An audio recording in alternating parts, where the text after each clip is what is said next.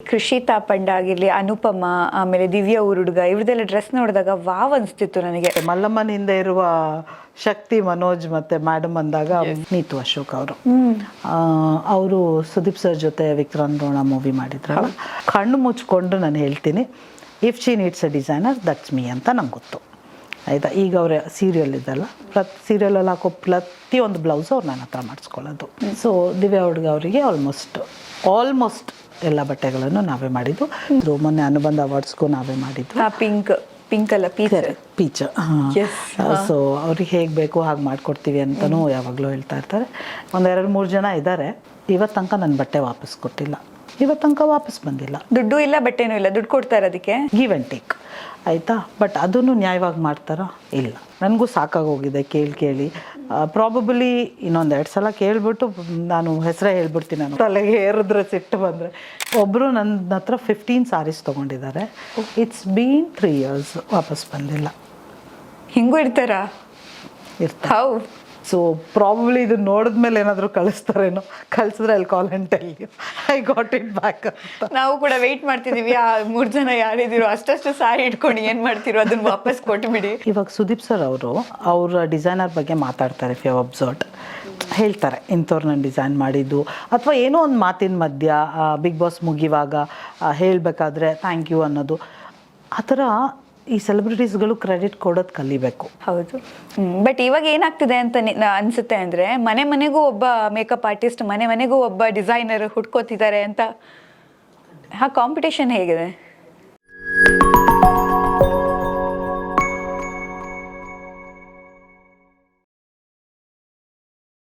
ಕೃಷಿ ತಾಪಂಡ ಆಗಿರಲಿ, ಅನುಪಮ, ಆಮೇಲೆ ದಿವ್ಯಾ ಹುಡುಗ ಇವ್ರದ್ದೆಲ್ಲ ಡ್ರೆಸ್ ನೋಡಿದಾಗ ವಾವ್ ಅನಿಸ್ತಿತ್ತು ನನಗೆ. ತುಂಬ ಎಷ್ಟು ಚೆನ್ನಾಗಿದೆಯಲ್ಲ ಅಂತ, ಯುನೀಕ್ ಅಂತ ಅನಿಸ್ತಾ ಇತ್ತು. ಅದೆಲ್ಲ ಮಾಡಿದ್ದು ನೀವು ಅಂತ ನನಗೀಗ ಗೊತ್ತಾಗ್ಬಿಡ್ತು ನೋಡಿ. ಬಟ್ ಎಸ್, ಹೇಗೆ ಅದು ಪ್ಲ್ಯಾನ್, ಕಲರ್ ಕಾಂಬಿನೇಷನ್, ಮತ್ತು ಹಿಂಗೆ ಹಾಕಿದ್ರೆ ಇವ್ರು ಚೆನ್ನಾಗಿ ಕಾಣಿಸ್ತಾರೆ ಅನ್ನೋದು, ಆ್ಯಂಡ್ ಅವ್ರದ್ದು ಸಾರೀಸ್, ಬ್ಲೌಸ್ ಅದೆಲ್ಲ ಅಂತೂ ಅಲ್ಟಿ. ಅದು ಹೇಳೋ ಹಾಗೆ ಇಲ್ಲ, ಅಷ್ಟು ಚೆನ್ನಾಗಿರೋಂಥ ಡಿಸೈನ್ಸು. ಆ್ಯಂಡ್ ಅನುಪಮದಂತೂ 2-3 ಡಿಸೈನ್ ಫುಲ್ ವೈರಲ್ಲೇ ಆಗೋಗ್ಬಿಟ್ಟಿದೆ. ಮಧುಬಾಲ ಅವ್ರ ಡಿಸೈನು ಅದು ಗೊತ್ತಿಲ್ಲ, ಅದು ತಲೆಯಲ್ಲಿ ಬರುತ್ತೆ. ಇವಾಗ ನಿಮ್ಮನ್ನು ನೋಡ್ತೀನಲ್ಲ, ಸೊ ನಾನೊಂದು ಇಮ್ಯಾಜಿನೇಷನ್ ಮಾಡ್ಕೊಳ್ತೀನಿ. ಓಕೆ, ಇಂಥ ಒಕೇಶನ್ ಅಂತ ಹೇಳಿದ ತಕ್ಷಣ ಇವರಿಗೆ ಈ ಕಲರ್ ಹಾಕಿದ್ರೆ ಹೆಂಗೆ ಕಾಣ್ತಾರೆ. ಆ್ಯಂಡ್ ಐ ಆ್ಯಕ್ಚುಲಿ ವಿಜುವಲೈಸ್, ನಂಗೆ ಅದು ಕಾಣಿಸ್ತೀರಾ ನೀವು ಆ ಬಟ್ಟೆಲಿ, ಅದು ಗಾಡ್ ಗಿಫ್ಟ್ ಇರ್ಬೋದು. ಆ್ಯಂಡ್ ನೀವು ಚೆನ್ನಾಗಿ ಕಾಣ್ತೀರೋ ಇಲ್ವೋ ಅನ್ನೋದು ನನಗೆ ಆ ಮೂಮೆಂಟಲ್ಲಿ ಅರ್ಥ ಆಗೋಗುತ್ತೆ. ಸೊ ಅಕಾರ್ಡಿಂಗ್ಲಿ ನಾನು ಪ್ಲ್ಯಾನ್ ಮಾಡ್ತೀನಿ. ನಾನು ಸೆಲೆಬ್ರಿಟೀಸು, ಈ ಕೊಲ್ಯಾಬ್ರೇಷನ್ ಇದೆಲ್ಲ ನನಗೆ ಗೊತ್ತಿರಲಿಲ್ಲ, to be truthful. First celebrity of Rishi ಅಂದರೆ ಅದು Manoj sir. Okay, Bhargavi LLB ಅಲ್ಲಿ ಹೀರೋ ಆಗಿ ಆಕ್ಟ್ ಮಾಡ್ತಿದ್ದಾರೆ. ಜನರಿಗೆ ಗೊತ್ತಾಗಿಲ್ಲ, ಇವಾಗ ಕ್ಲಿಯರ್ ಆಗಿ ಗೊತ್ತಿರುತ್ತೆ. ಮಲ್ಲಮ್ಮನಿಂದ ಇರುವ ಶಕ್ತಿ ಮನೋಜ್ ಮತ್ತೆ ಮೇಡಮ್ ಅಂದಾಗ ಮನೋಜ್ ಸಾಮಾನ್ಯ ಎಲ್ಲರಿಗೂ ಗೊತ್ತು. ಸೊ ಮನೋಜ್ ಅವರೇ ನನ್ನ ಮೊದಲನೇ ಸೆಲೆಬ್ರಿಟಿ, ರಿಷಿಯ ಲಕ್ಕಿ ಚಾಮ್ ಅಂತ ಹೇಳ್ಬೋದು. ಸೊ ಅವರೇ ನನ್ನ ಮೊದಲ ಸೆಲೆಬ್ರಿಟಿ. ಅದಾದಮೇಲೆ ತುಂಬ ಜನಕ್ಕೆ ನಾವು ಶರ್ಟ್ಸ್ಗಳೆಲ್ಲ ಮಾಡಿ ಕೊಟ್ಟಿದ್ದೀವಿ, ತುಂಬ ಸೆಲೆಬ್ರಿಟೀಸ್ಗೂ ಕೊಟ್ಟಿದ್ದೀವಿ. ನನ್ನ ಪಾಡ್ಕಾಸ್ಟಲ್ಲಿ ರಾಜೇಶ್ ಅವ್ರ ಪಾಡ್ಕಾಸ್ಟ್ ರಾಜೇಶ್ ರಿವೀಲ್ಸಲ್ಲಿ ಯಾರ್ಯಾರು ಬಂದಿದ್ದಾರೆ ಅವರೊಂದು 60 to 70% ನಾವೇ. ಅಲ್ಲಿ ಬರೋರಿಗೂ ಕೂಡ ಗೆಸ್ಟ್ಗೆ ಅದು ನೀವು ಮಾಡಿಕೊಡ್ತಿದ್ರಾ? ಓ, ಚೆನ್ನಾಗಿತ್ತು ಆ್ಯಕ್ಚುಲಿ, ನೈಸ್. ನೋಡಿದ್ದು ಆಲ್ಮೋಸ್ಟ್ ಎಲ್ಲರದು ನಾವೇ ಮಾಡಿರೋವಂಥದ್ದು. ಸೊ ಅದೇ ಹಾಗೆ ಮನು ಅವ್ರು ಫಸ್ಟ್ ಆಗ್ತಾರೆ. ಅದಾದಮೇಲೆ ಅನುಷಾ ಮತ್ತು ಪ್ರೀತಿ ಅಂತ ಇಬ್ಬರು, both are budding and upcoming models and actress, ಅವರೇ ನನ್ನ ಸೆಕೆಂಡ್ ಥರ್ಡ್ ಅಂತ ಹೇಳ್ಬೋದು.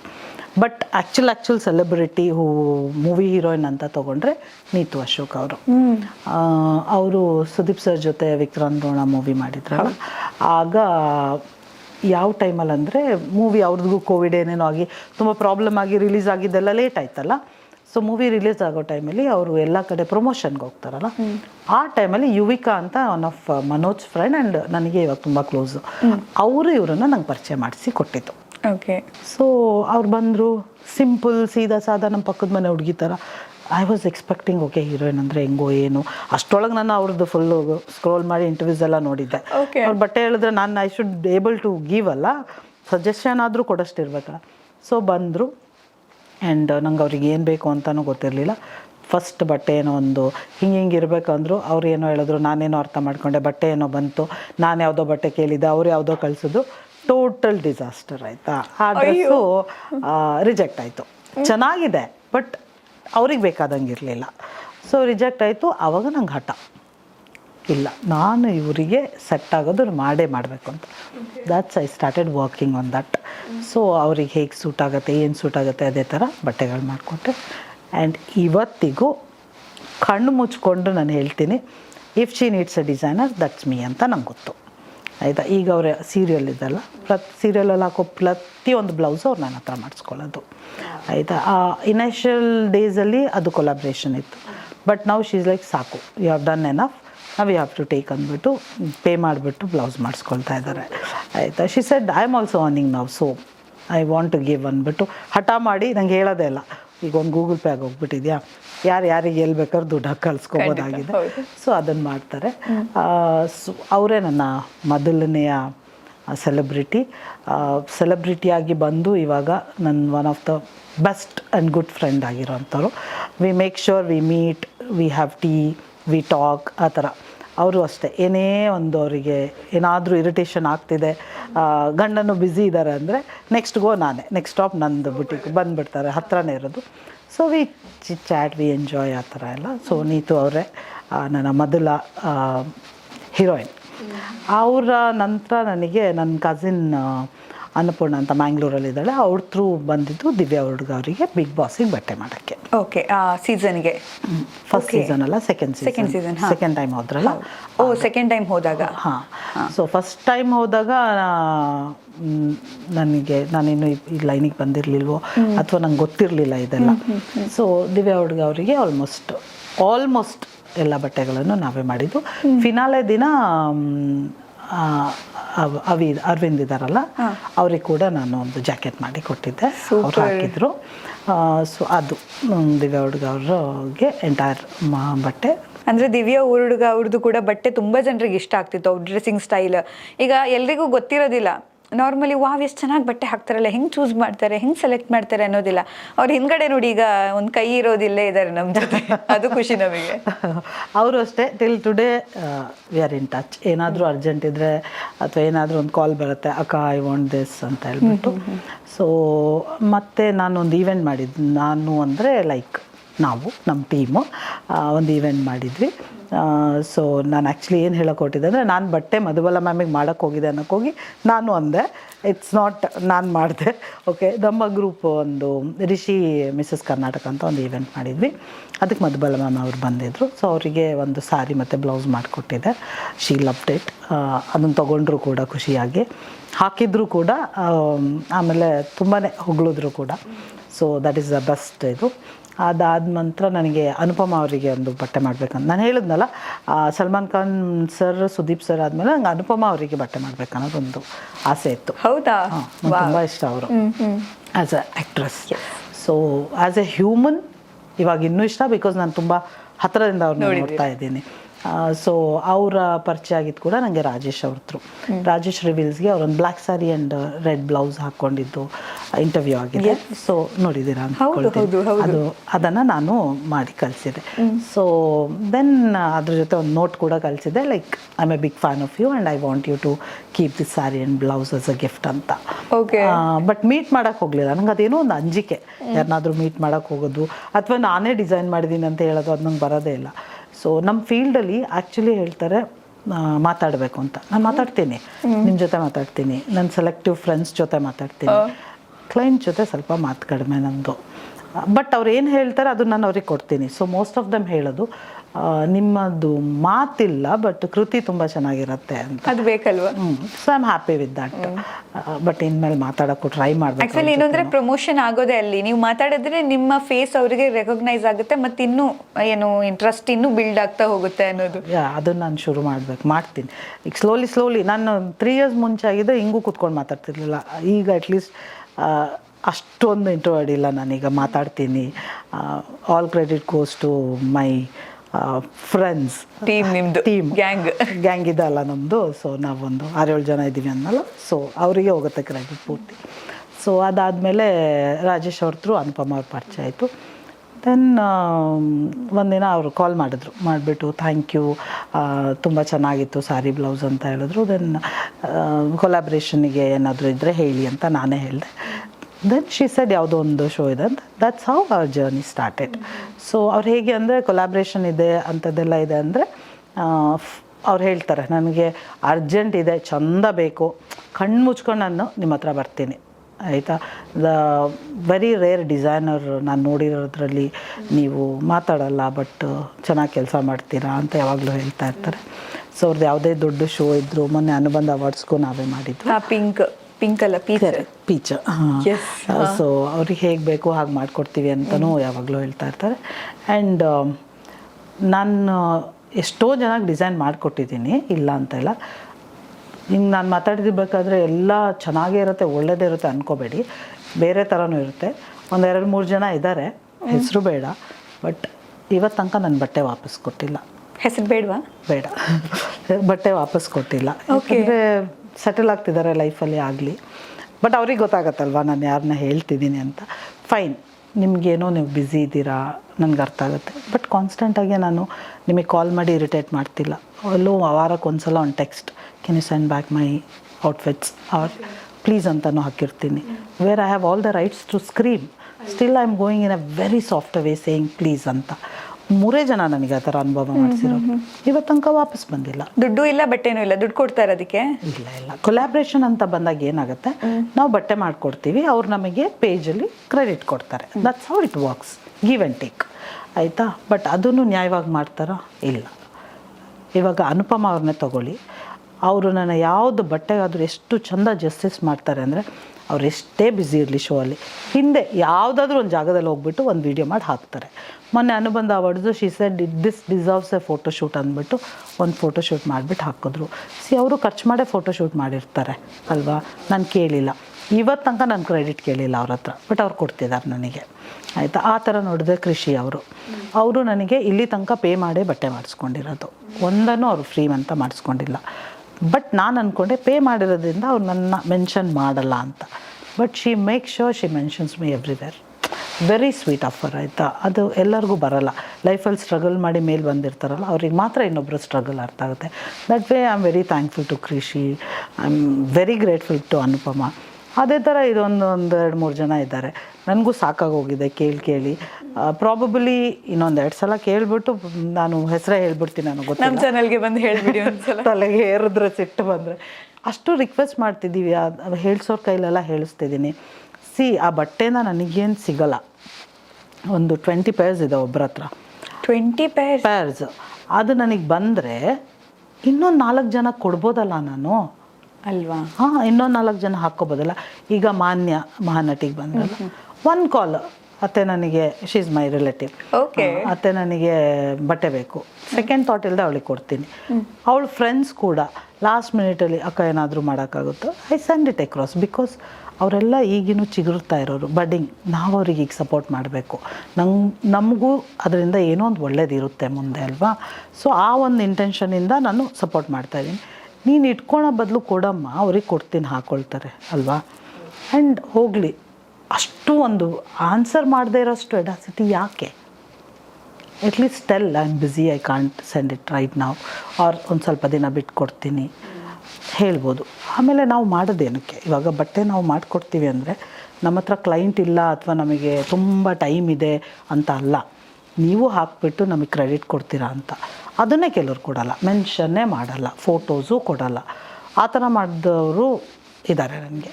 ಬಟ್ ಲಕ್ಕಿಲಿ ಅಂಥವ್ರಿಗಿಂತ ಜಾಸ್ತಿ ನನಗೆ ನೀತು ಅಂಥವ್ರು, ಅನುಪಮ ಅಂಥವ್ರು, ದಿವ್ಯಾ ಅಂಥವ್ರು ಸಿಕ್ಕಿರೋದ್ರಿಂದ ಮ್ಯಾನೇಜ್ ಆಗ್ತಾಯಿದೆ. ಹೌದು, ಅಂದರೆ ಪಾಸಿಟಿವ್ ಸೈಡ್ ಸ್ವಲ್ಪ ಜಾಸ್ತಿ ಇರೋದ್ರಿಂದ ಇದು ಸ್ವಲ್ಪ ಮರ್ತೋಗೋದು. ಬಟ್ ನಾನು ನೀವು ಹೇಳೋವಾಗ ಕೊಟ್ಟಿಲ್ಲ ಬಟ್ಟೆ ಅಂತ ಹೇಳುವಾಗ ಒಂದು ಪೇರೆ 2 ಪೇರೆ ಇರ್ಬೋದು ಅಂತ. ಅದಾದರೆ ನಾನು ಮಾತಾಡಲ್ಲ. ದಿಸ್ ಈಸ್ ಒಬ್ಬರು ನನ್ನ ಹತ್ರ 15 ಸಾರೀಸ್ ತೊಗೊಂಡಿದ್ದಾರೆ. ಇಟ್ಸ್ ಬೀನ್ 3 years, ವಾಪಸ್ ಬಂದಿಲ್ಲ. ಹಿಂಗೂ ಇರ್ತಾರಾ? ಇರ್ತಾರೆ, I don't know. So probably ಇದು ನೋಡಿದ್ಮೇಲೆ ಏನಾದರೂ ಕಳಿಸ್ತಾರೇನೋ, ಕಳಿಸಿದ್ರೆ ಅಲ್ಲಿ call and tell you I got it back ಅಂತ. ನಾವು ಕೂಡ ವೆಯ್ಟ್ ಮಾಡ್ತಿದ್ದೀವಿ, ಆ 3 ಜನ ಯಾರಿದ್ದೀರೋ ಅಷ್ಟು ಸಾರಿ ಇಟ್ಕೊಂಡು ಏನು ಮಾಡ್ತಿರೋ ಅದನ್ನು ವಾಪಸ್ ಕೊಟ್ಬಿಡಿ. ಅದು ಇದೆಯೋ ಇಲ್ವೋ, ಎಲ್ಲಿಟ್ಟಿದ್ದಾರೋ ಗೊತ್ತಿಲ್ಲ. ಹಂಗೆ ಮಾಡಬಾರ್ದು ಅನ್ಸುತ್ತೆ ಅಲ್ವಾ. ಆ್ಯಕ್ಚುಲಿ ಒಂದು ಇನ್ಫ್ಲುಯೆನ್ಸರ್ ಆಗಿರ್ಬೋದು, ಆರ್ಟಿಸ್ಟ್ ಆಗಿರ್ಬೋದು, ಯಾಕಂದರೆ ಎಲ್ಲರದ್ದು ಸ್ಟ್ರಗಲ್ ಇರುತ್ತೆ. ಒಂದೊಂದು ಬಟ್ಟೆ ಅಂತ ಹೇಳಿದ್ರೆ ಅದು ನೀವೇ ಕೊಟ್ಬಿಡ್ತೀರಾ, ನೀವೇ ಹೇಳಿಬಿಟ್ರಿ ಈಗ. ಬಟ್ ಇಷ್ಟು 20 ಪೇರ್ಸ್ 15 ಸಾರೀಸ್ ಅಂತ ಅಂದಾಗ ಅವ್ರಿಗೂ ಹೆಂಗ್ ಮನ್ಸಾಗುತ್ತೆ ಅಂತ ಅಲ್ವಾ? ಅದೇ ಕ್ವಶನ್ ಬರೋದು, ಹೆಂಗಾಗುತ್ತೆ ನಮ್ಮ ಇಂಟರ್ವ್ಯೂ ನೋಡ್ಬಿಟ್ಟು ಏನಾದ್ರು ಐ ಟ್ರೀಟ್ ಯು ದೆನ್. ದಯವಿಟ್ಟು ಆ 3 ಜನ ಬೇಗ ಕೊಟ್ಬಿಡಿ, ನಂಗೊಂದು ಸ್ಪೆಷಲ್ ಟ್ರೀಟ್ ಸಿಕ್ಬಿಡುತ್ತೆ ಅನ್ನೋದು ಈಗ. ಬಟ್ ತುಂಬಾ ಜನ ಆತರ ಮಾಡಲ್ಲ, ಬೇರೆ ಬಟ್ಟೆ ನಾವ್ ಇಟ್ಕೊಳ್ಳೋದು ತಕೊಳ್ಳೋದು ಆತರ ಮಾಡಲ್ಲ, ತುಂಬಾ ರೇರ್ ಕೇಸ್ ಇದು. ಆ ರೇರ್ ನಿಮ್ಗೆ ಬಂದ್ಬಿಟ್ಟಿದೆ ಒಂದು 3 ಜನ ಅಷ್ಟೇ. ಅಲ್ಲ, ನಂದು ನಾನು ಹೇಳ್ತಿದ್ದೇನೆ ಗೊತ್ತಾಗ್ತಿದೆ, ಬೇರೆ ಡಿಸೈನರ್ಸ್ ಏನು ಸ್ಟ್ರಗಲ್ ಮಾಡ್ತಿದ್ದಾರೆ ಯಾರಿಗೆ ಗೊತ್ತಲ್ವಾ? ಯು ನೆವರ್ ನೋ ಯಾವ್ಯಾವ ಥರ. ಇವಾಗ ಸುದೀಪ್ ಸರ್ ಅವ್ರ ಡಿಸೈನರ್ ಬಗ್ಗೆ ಮಾತಾಡ್ತಾರೆ, ಇಫ್ ಯು ಅಬ್ಸರ್ವ್ಡ್, ಹೇಳ್ತಾರೆ ಇಂಥವ್ರು ನಾನು ಡಿಸೈನ್ ಮಾಡಿದ್ದು, ಅಥವಾ ಏನೋ ಒಂದು ಮಾತಿನ ಮಧ್ಯ ಬಿಗ್ ಬಾಸ್ ಮುಗಿವಾಗ ಹೇಳಬೇಕಾದ್ರೆ ಥ್ಯಾಂಕ್ ಯು ಅನ್ನೋದು. ಆ ಥರ ಈ ಸೆಲೆಬ್ರಿಟೀಸ್ಗಳು ಕ್ರೆಡಿಟ್ ಕೊಡೋದು ಕಲಿಬೇಕು. ಹೌದು.